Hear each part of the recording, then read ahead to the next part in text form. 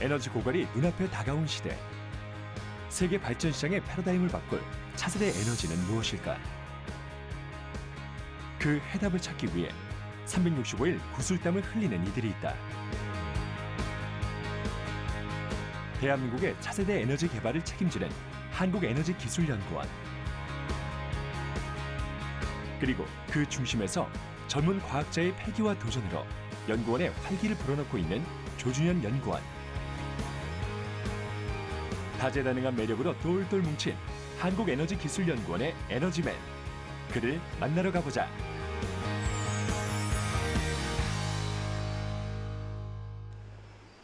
대전에 위치한 조준현 연구원의 집. 모처럼 만에 반차까지 내고 집에서 뭔가를 공들여하고 있는데 가까이 다가가 보니 와인잔을 정성스레 닦고 있는 이 남자. 오늘의 주인공. 와인 마니아이자 한국에너지기술연구원 열에너지 변환연구실 소속 조준현 선임연구원이다.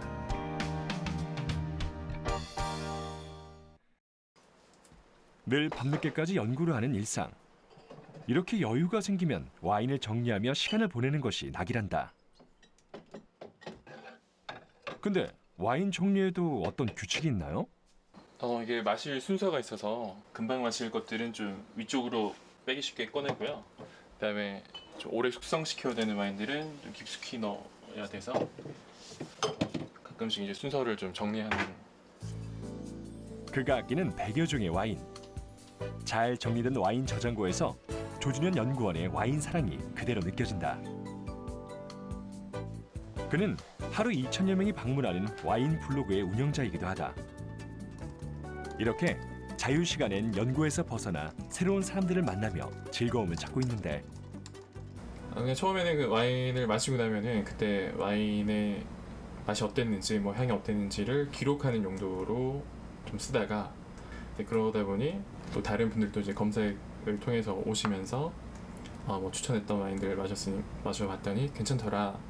뭐 다른 것도 추천해 주세요. 뭐 이런 질문들이 계속 올라와가지고요.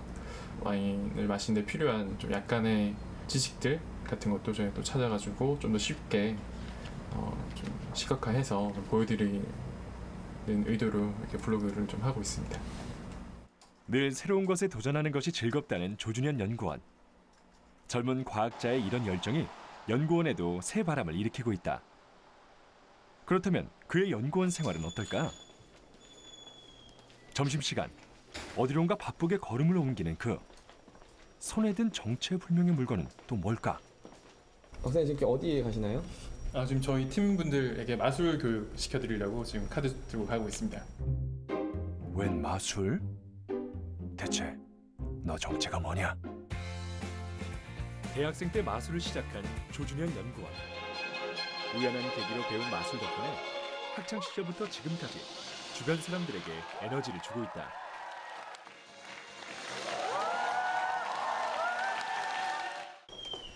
최근엔 틈틈이 시간을 내 연구원들에게 마술 강의를 하고 있는데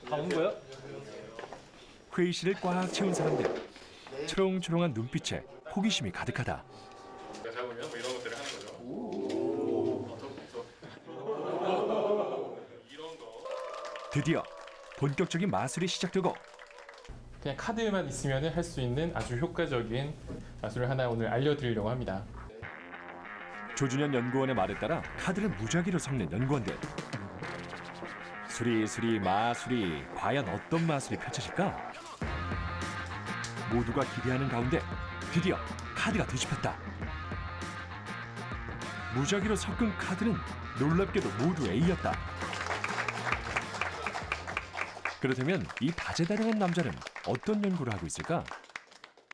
그가 연구하는 것은 전 세계에서 각각 맞는 차세대 에너지, 초인계 이산화탄소 발전 기술이다. 이는 전기를 만드는 새로운 방식으로 물을 끓여 터빈을 돌리는 대부분의 발전과 달리 물 대신 초인계 상태의 이산화탄소를 이용해 전기를 만든다. 초인계 상태란 고온 고압의 조건에서 액체와 기체의 경계가 사라지는 것으로 쉽게 말해 무거운 기체 상태를 말한다. 어렵게만 느껴지는 이 기술은 의외로 우리 일상 속에서도 많이 쓰이고 있는데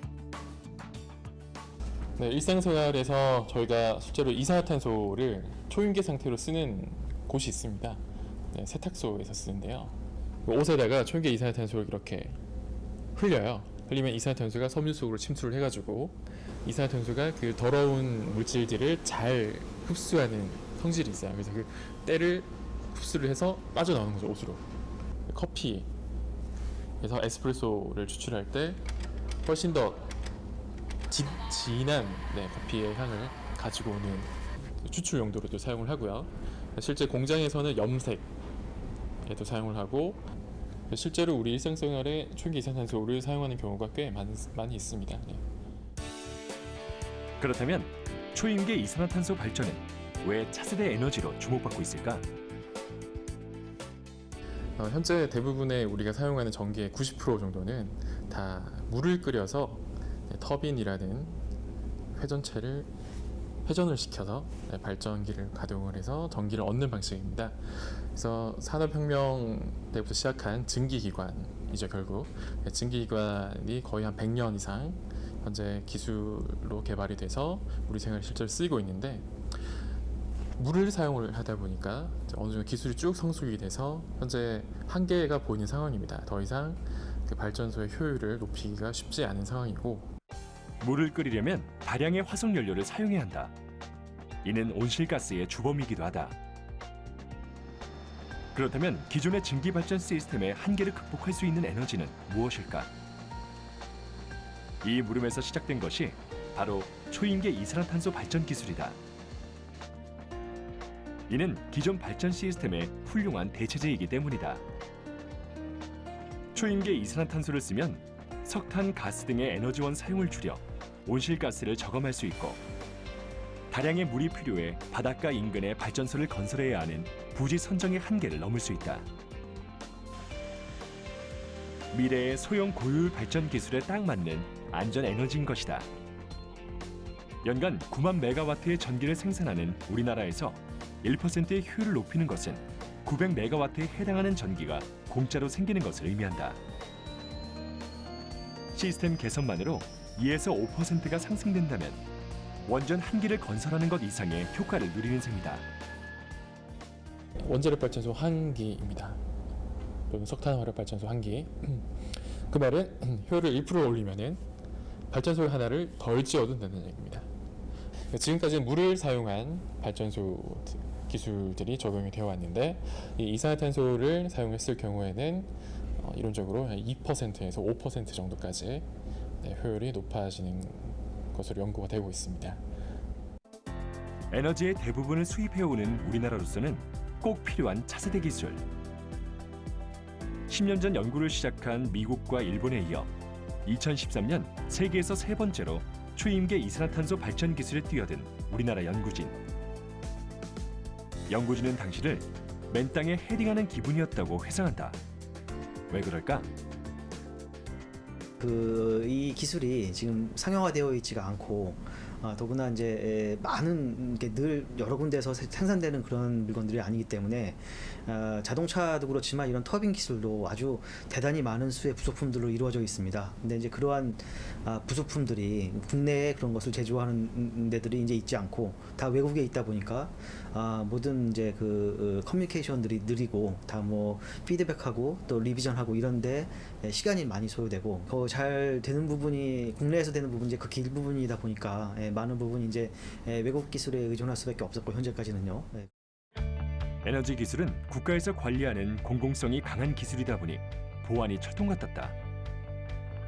1급 비밀과도 같은 연구를 쫓아가기 위해 연구원들은 매일 해외 자료를 찾아 공부하고 부품 하나를 찾기 위해 2년 넘게 세계를 돌아다녔다. 무에서 유를 창조하기 위해 주말에도 밤낮 없이 연구에 매진한 연구원들. 이렇게 힘든 시간을 견딜 수 있었던 건 연구원의 막내이자 에너지맨인 조준현 연구원의 힘이 컸다.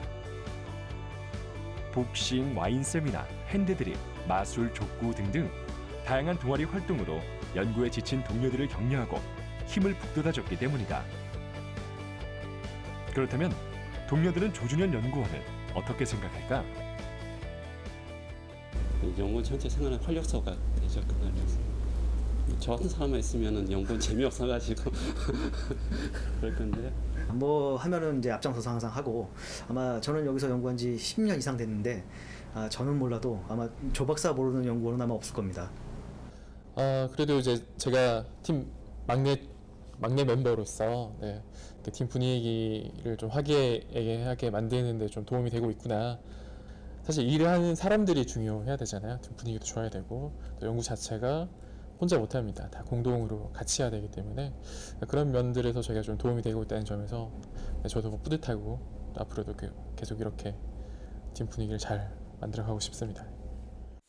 이렇게 으쌰으쌰 함께 노력해 연구진은 올해 초 값진 결실을 얻었다. 발전 시스템 제작에 성공한 것이다. 50까지 일단 보는 걸로. 에어 계속 공급되도 이제 컴프레서에서 쭉 다이렉트로 들어오고 있으니까 그게 문제는 없을 것 같습니다. 오늘은 발전기의 핵심 부품인 고속 터빈의 성능 테스트를 진행하는 날. 팀에서 실험 장치 개발 및 테스트를 맡고 있는 조준현 연구원이 사전 체크에 나섰다. 네, 준비 다 됐습니다. 시작하시죠.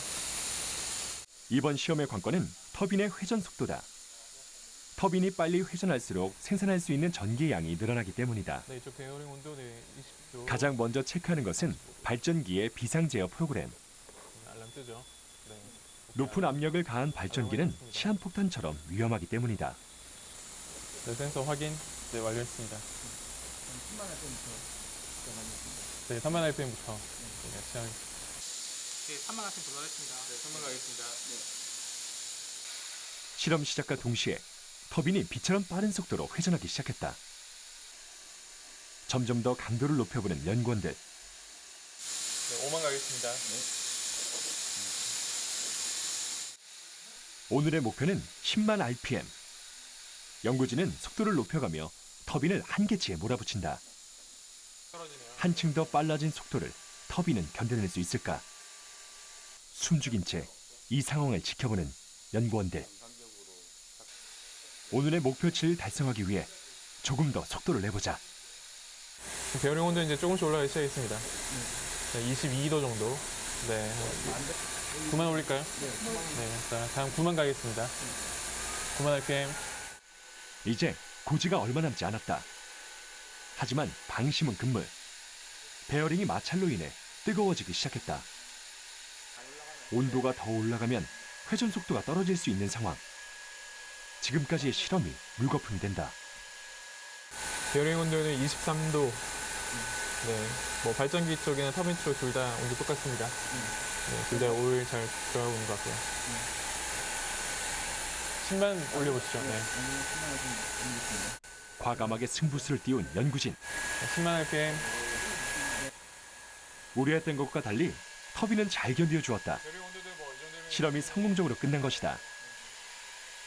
이 정도 수준이면 1kW급 전력 생산도 문제없다. 네, 뭐 다 괜찮네요. 정상적이네요. 네, 마지막으로 육아대로 한번 마지막 체크 한번 하시죠. 드디어 1시간에 걸친 실험이 모두 끝났다. 하지만 연구원들은 쉴 틈이 없다. 실험 결과를 토대로 다음 목표치를 정하기 위한 회의가 바로 진행됐다. 이제 유체를 넣고 그다음에 온도를 200도까지 설경도까지 올려야죠. 먼저 오늘 실험에서 문제가 됐던 마찰에 의한 온도 발생의 문제의 해결법을 제시하는 조준현 연구원. 그 밖에도 실험의 결과를 바탕으로 터빈을 업그레이드할 다양한 아이디어가 쏟아져 나왔다. 아무래도 200도짜리 유체가 베어링 쪽으로 유입이 될 건데 이때 베어링 온도가 저희가 생각하는 만큼 유지가 잘 될지. 근데 지난번에 이제 그 에어만 가지고 파셜 어드미션에 대한 영향을 검토를 했었는데 그 부분에 대해서는 그러니까 리스크가 생각했던 것보다는 그렇게 높지는 않다라는 네, 검증이 된 그렇죠. 상태이기 네. 때문에 이번에 한번 제대로 된 CO2를 넣어서 믹싱가스를 넣어서 하면 좋은 결과를 낼 수 있지 않을까라는 네. 생각이 들고요.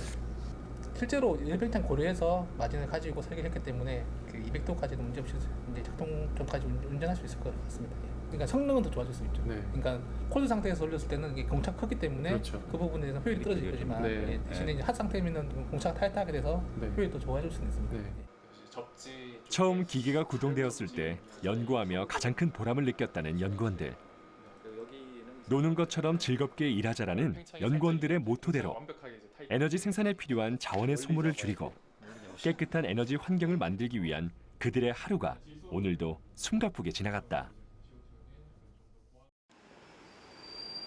모두가 즐거운 퇴근 시간.